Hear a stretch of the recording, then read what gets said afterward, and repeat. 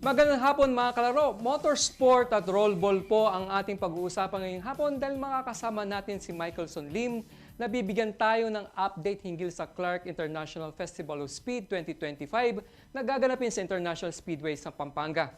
Makakasama rin natin ngayong hapon sina Tony Ortega at mga miyembro ng Philippine Rollball Association na nakatagdang sumabak sa 7th Rollball World Cup sa Dubai, United Arab Emirates sa Disyembre.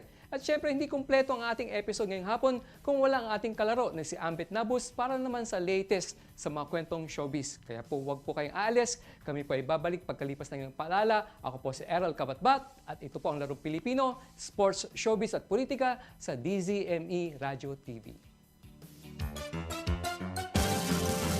Balitang Good Vibe. Gusto mo bang gumaan ang loob mo habang nakikinig ng mga balita? Balitang Good Vibes. Makinig at maki-good vibes kina Counselor Arnold Divina at Miss Aida Gonzalez sa mga Balitang Good Vibes. Balitang... Kayo po ay nakikinig at nanonood sa Larong Pilipino. Ako po si Errol Kabatbat at makakasama po natin ngayong hapon si Michaelson Lim, ang Organizing Director ng Clark's International Festival of Speed 2025. Mike, magandang hapon. Hi, magandang hapon po. At welcome to the show. So, gaya ng ibang mga nakikinig sa atin, hindi ako masyadong familiar dito sa CFOS o Clark International na Festival of Speed. Briefly, pakwento, ano ba to? Ano bang aasahan natin dito sa Clark Speedway? Okay, sige po. Bali, ang Clark International Festival of Speed is actually culmination ng different activities. We have the motorsports na mga races po happening, the Philippine Motorsports Championship. And we also have the one for motorcycles, yung MORAC or Motor Racing Championship. And along with that, nag-organize kami ng a culmination of that event by the request of CDC or Clark Development Corp. So to boost the tourism sa Pampanga. So we come up with let's do a festival of speed. So we're in nandyan ang races. We bring in expos, exhibitors for cars, manufacturers or mga parts that can be used, no? And of course, hindi mo mawawala dyan ang pagkain. No? Tama naman. And at night, after dark, magkakaroon naman tayo ng car meets. So, 2 nights yan. Friday and Saturday, magkakaroon Kailan tayo. pala ito gaganapin? Okay. So, October 17 to 19 so is next month. yung pang 4 wheels natin, mga kotse. And then we also have yung November natin, yung pang 2 wheels, mga motorcycle. So, that's November 28 to 30. So, aside from the pagkain segment na syempre masarap pagkain sa Pampanga, ano pinagkaiba nitong CFOS sa iba pang mga racing events sa Clark? Well, basically, halos lahat kasi ng racing event now is happening sa Clark.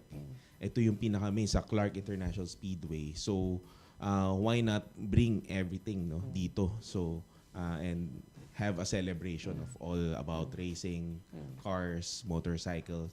So, how is it different sa mga iba, no? So, basically kasi, this is a national racing. Yung FIMOS and the MORAC, it's a national level racing sa buong Pilipinas. So, and it's not only the race that we organize. Ano siya, halo-halo siya ng mga different races like yung bracket and grid racing, meron tayong Philippine GT Championship. We also have yung mga track attack na mga championship. So, we also have the Radical Challenge na organized by a different group din that actually came in together dun sa event natin. So, technically, sa Clark naman tayo may speedway, tama ba? Sa Meron din tayo sa South. We have the Batangas Racing Circuit sa Batangas. So, nangyayari po dito, nag-alternate po yung legs natin. So, yung first leg will happen in Clark, tapos next leg sa Batangas. Pero ngayon, bakit sa Clark niyo gusto yung CFOS ganapin? Sa Clark kasi yung finals. So, itong October 17 to 19, this is the final leg ng FIMOS. So, just so happened, Clark is a bigger. Kasi we have, ang track length natin dito is around 4.2 kilometers. So, it's the biggest in the country. May changes ba sa Clark Speedway? Kasi huling nakapunta yata ako doon, buhay pa si Enzo eh. Kailan pa po? Tagal na nun, ang tagal na sobrang mga 10 years plus siguro. Nag-iba na ba yung may improvement ba sa Speedway? Paano Sa ba? Speedway kasi when we started, as in yung pinakaunang panahon pa, it started with just a drag strip. So nag-start talaga siya, drag lang. Eventually, binuo yung buong circuit. Buong track. Oh. Yan, buong track. And then, of course, we have the Building A for the paddocks, yung pit lane po. Siguro ang something new na nadagdag is the Building B. More paddocks. We have the food hub. Corner doon. Siyempre, importante again, pagkain, no? After mga Parang arera. isang paddock pa lang yata nakita ko nung huling punta ko. Talaga? doon. Ang tagal na nun. So may binabanggit ka kanina mga events. Pwede pa run through. Ano yung mga events na yung sinasabi mo kanina? Okay, so under the CFOS celebration of speed, no? So we have different segment ng events. So we, of course, nandyan si FIMOS, which is the Philippine Motorsports Championship, na maraming races under it. And it's the finals. Apart from that, on the side, what's happening is we have we call it the pit lane at CFOS, which is ito yung mga exhibitors natin. So nandyan yung mga car manufacturer nagdi-display. We have different merchants as part of our exhibitors. And we have the Rev and Dine, which is the food bazaar area naman. So kompleto siya. Dati-rati kasi, nung nagko-cover pa ako doon, karera lang talaga. Tapos konti-konting may mga nagbibenta ng maiinom. Actually, bihira nga no? Saka parang wala akong nakikita nagbibenta pa ng mga merch nung mga panahon na yun. Yes. Kasi gusto mo bumili ng outside the Philippines Lalabas ka pa. Lalabas ka pa. Oo. So now we have the pit stop. Yung pit stop naman, it's a shop where you can buy Sparco products. You can buy merchandise ng mga racing sa CIS. So yung event sa October, mga kotse, tama? Yes, kotse. Ilang ini-expect yung participants? At saka may pa ba? Pwede pa bang sumali or close na yung pa? Yeah, actually each leg of the race, different registration yan eh. Ang nangyayari kasi may different pointing yan. Point system per leg, no. So sa last leg, kahit na for fun lang, pwede mag-join kahit na hindi na kayo nakasali ng mga first leg. Last leg sa Clark, we had around 170 entries, around 170 cars. All over the Philippines yan. Yes. So, na nag-participate and of course, we're aiming to have more. No, apart from the racing, of course, may hatak rin tayo dun sa expo, sa food, no, yung mga iba. So yung iba, halimbawa, hindi kayang o hindi gustong sumali sa karera, pwedeng business, tama? Opo. So the idea kasi dito is ang tagline po pala namin dito is CFOS 2025 where speed meets culture. So this time around, we're bringing in together, there are people kasi, there are mga enthusiasts na nasa motorsports lang, nangangarera.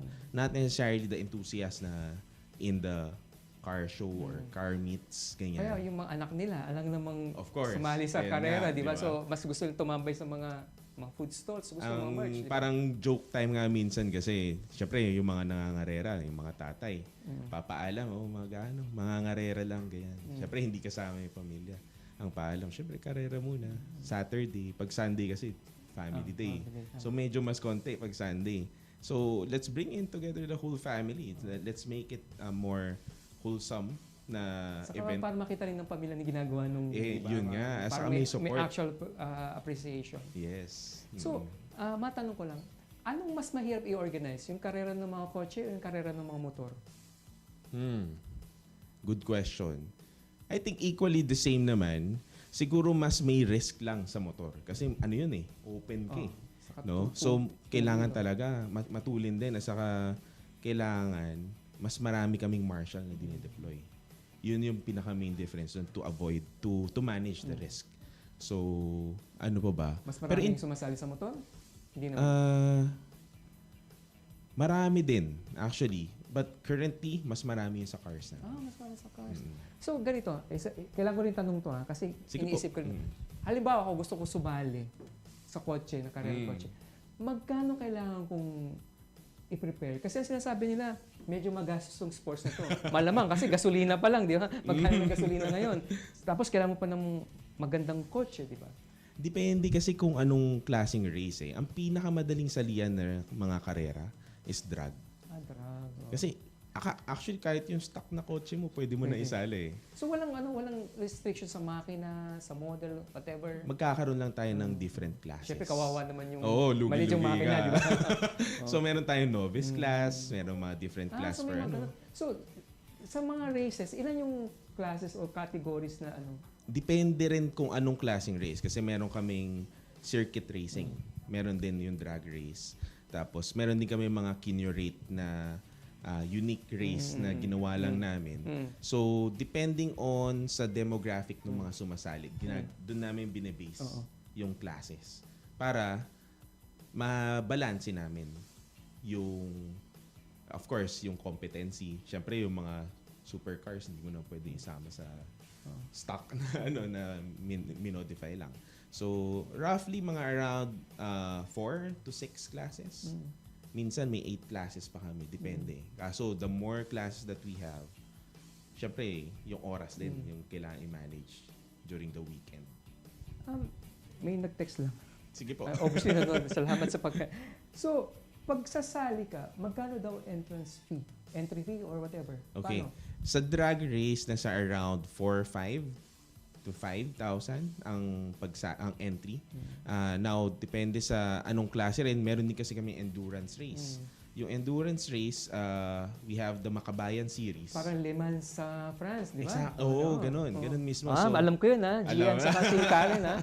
Ayaw kasi umupo dito. buti nga nabanggit mo eh. Le Mans is a 24 hours yes. na endurance race. Right now in the Philippines, we only have 2 hours and then the 4 hours. The 4 hours and then the 8 hours and then the 12 hours. 12 hours yung pinakamahaba natin. So we name it we have the Makabayan series. Sa Clark pa rin to. Sa Clark din to. So kailan to Ay, nangyayari? meron din kami sa Batangas. BRC sa Batangas. Kailan to nangyayari? Itong Makabayan race na to? So kaya Makabayan yan, nakapangalan yan sa mga holiday natin. So yung nauna is Kagitingan, araw ng Kagitingan. Tapos yung pangatlo is yung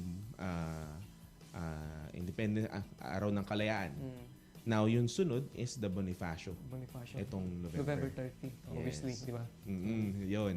So, yung nauna is 4 hours, yung araw ng Kagitingan. Tapos, nung huli, araw ng Kalayaan is the 12 hours. Itong So, huli, 8 hours. Kung sasali sila, paano sila sasali? Normally, we have the pages for each kind of races. Tapos, dun na kami Check na nila, nag-a-announce. Tapos, may link to register. Kailangan bang may ano ba dito?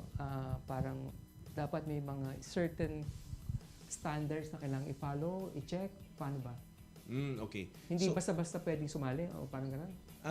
syempre, of course, you have to meet the car requirements. So, pag nag-register kayo, may hingin doon details ng kotse.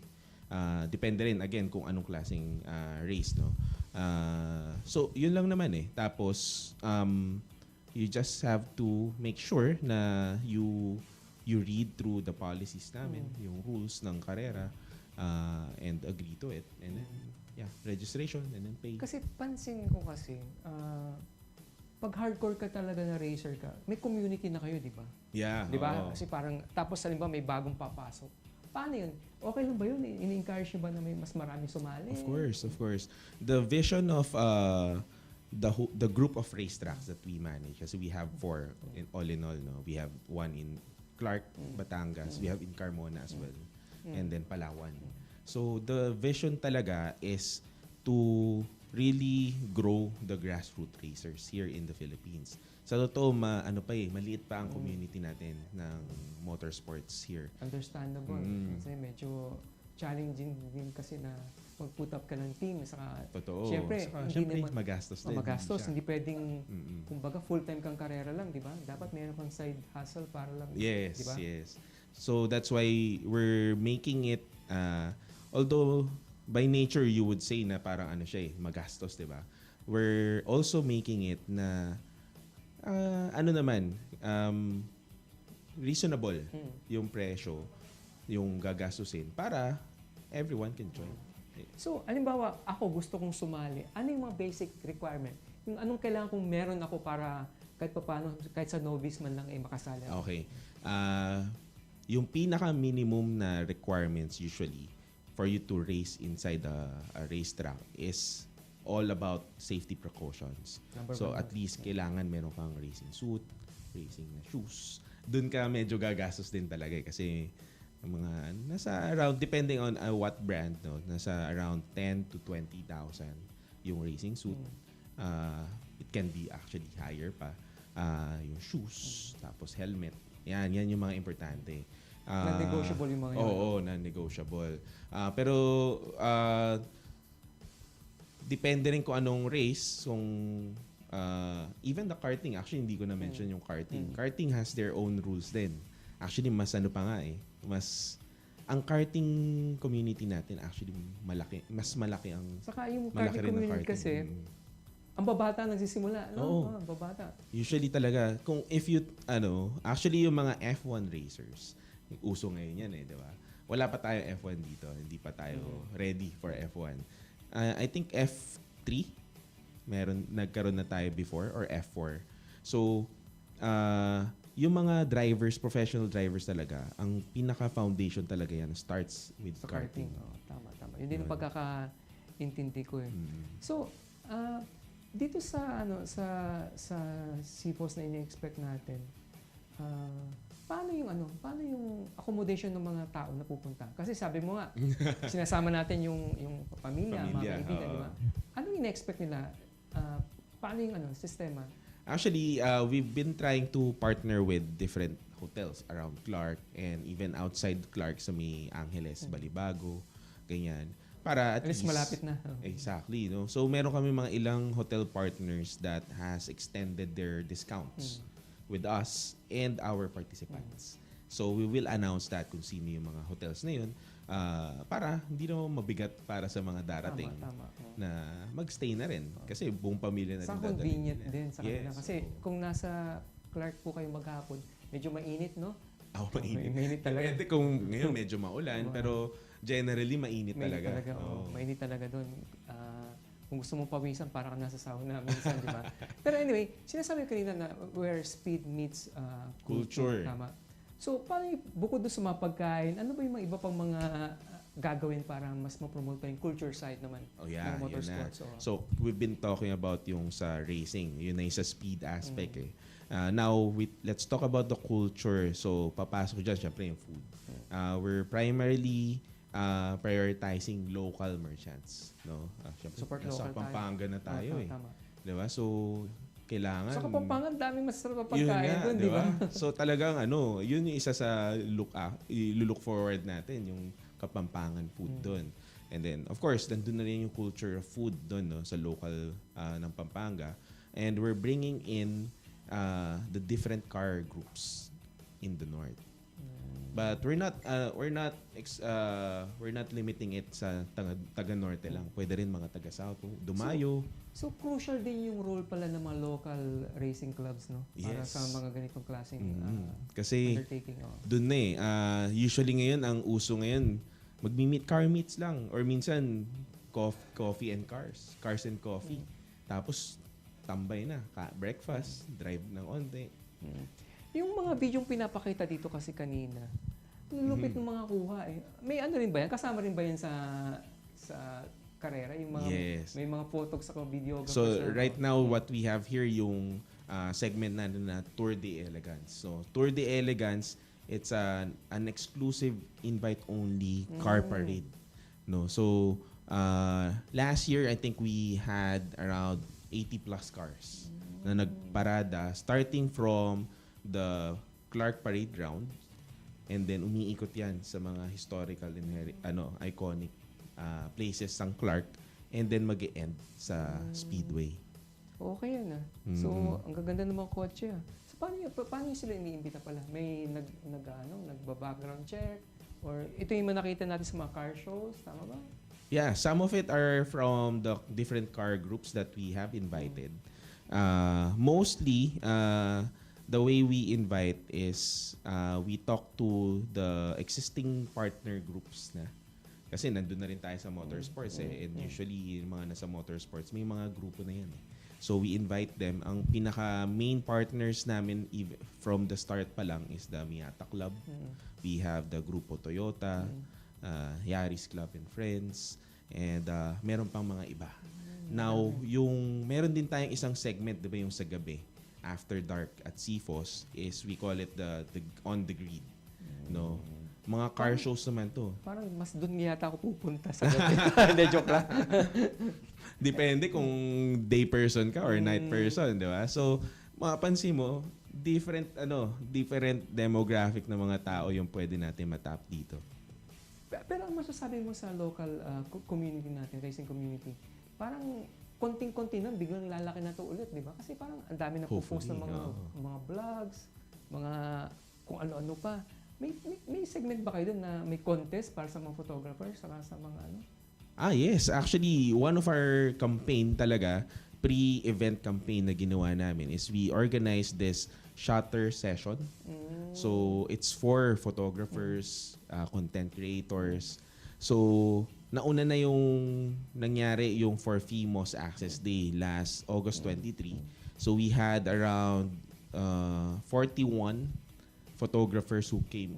Actually, yung nag-register more than Siyempre, yung iba hindi nakarating. So, end up, we had 41 photographers who came in. We provided them with an exclusive access sa track. Of course, importante, we had this briefing with them na for safety. No? So, we already had the winner for that FIMOS Access Day.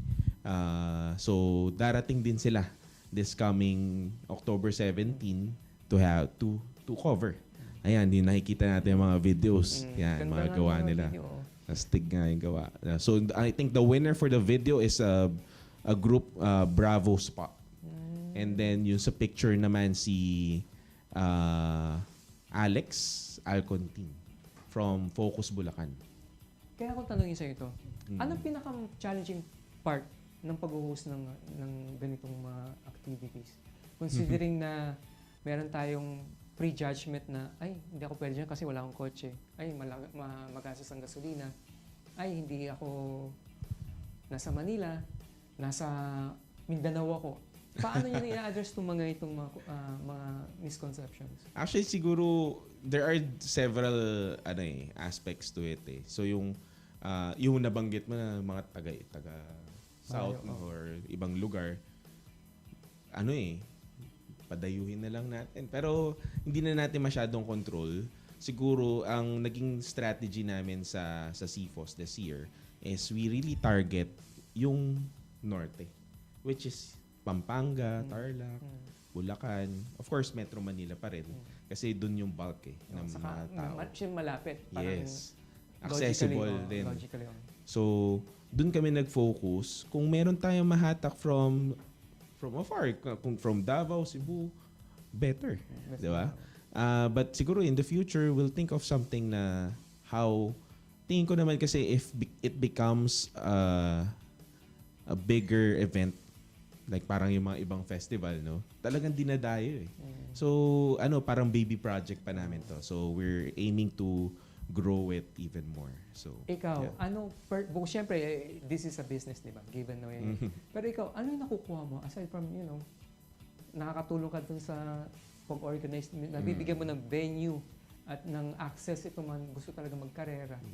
But personally, ano yung mga takeaways mo rito sa pag-organize? Siguro, more than nandyan na yung business . So, the business is about, we operate the racetrack. So, it's a given that as we grow kasi this community. Pwede ka naman kasi mag-business na buy and sell o kaya kung ano-ano. Pero, bakit ito? Diba? Siguro, ang gusto kong ma-share dito kasi, when we're growing this motorsports industry, we're not only growing our own business, no? Mapapansin mo, we're bringing in photographers, we're bringing it different business owners, yung mga nag-tune ng kotse, yung mga nagse-set up. Yung mga racers, actually, these are business owners din that actually promotes their so, own business. So, hindi lang mga racers ang kinukuha nyo, pati community, whole communities pa. So, it becomes sabi nga ng, ng boss namin, big boss namin, it becomes an industry. no? And wherein everyone has their own business na nagbo-boom. So photographers, they get the opportunities to be hired, yung mga auto works na mga business. They get to promote their business as well. Saka binibigyan nyo rin ng pagkakataon, opportunity mga local businesses sa Pampanga. Yes, din. Pagkain, di ba? Yung food Oh. sa Pampanga, tapos the tourism. Tama. Basically, sobrang close kami ni CDC in terms of the tourism. Tama. O kasi marami rin kasi mga turistang gusto talaga ng karera, di ba? Yeah. So, paano mo, kaya ba ito i-replicate sa ibang lugar? O kailangan pa natin ng, di ba, sinabi mo kanina, meron tayo sa Palawan, meron tayo sa Batangas. Yes. Pero hindi kasi ganun kadaling gumawa ng racetrack, di ba? Pero kung ba tatanungin, mas maganda siguro kung mas marami, no? Yeah, oo. Kasi as we grow the community, syempre hindi naman natin lahat makikater. So, isipin na lang natin paano yun sa mga taga Mindanao. Yung pagta-transport lang ng mga kotse, di ba? Medyo magastos yun. Right now, ang meron lang tayo is Palawan, Batangas, Carmona, saka here in Clark. We have some in other places din na ibang truck operators. We have in Tarlac, we have sa Cebu, mga ganyan, mga karting naman. The more that we have racetracks around, actually, mas nagiging accessible for people, mas nagiging madali mag-grow yung grassroots racers natin. So, we're all for that. We support, no? Hindi lang yung porket yung sa amin lang or ano. Tama. So, yeah. So, ganun talaga. So, paano mo nakikita ang CFOS in the next 5-10 years or so?